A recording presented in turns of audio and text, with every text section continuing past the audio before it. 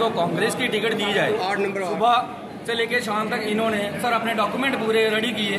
2 घंटे के अंदर इन्होंने कहा कि कोई क्रिश्चियन मिनॉरिटी के लिए उनको टिकट दी जा रही है। हम नहीं चाहते कि सर कांग्रेस की जो टिकट है ना वो किसी और को मिले।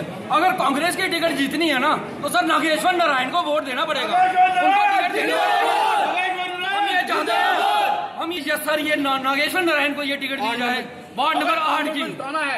वो ये टिकट है सर ओबीसी नागेश्वर नारायण मल्होत्रा जी के पास भेज रहे हैं। मल्होत्रा जी कहते हैं कि मीर साहब के साथ बात करो। सर हम ऊपर से नीचे, नीचे से ऊपर, दाएं से बाएं, कभी शिंगारी जी के पास, कभी कांता मैम के पास। सर हमें समझ नहीं आ रही कि ये टिकट जो है नागेश्वर नारायण जी को दी जाए या नहीं दी जाए। पर हम ये चाहते हैं, अवाम ये चाहता है कि ये टिकट नागेश्वर नारायण को दी जाए।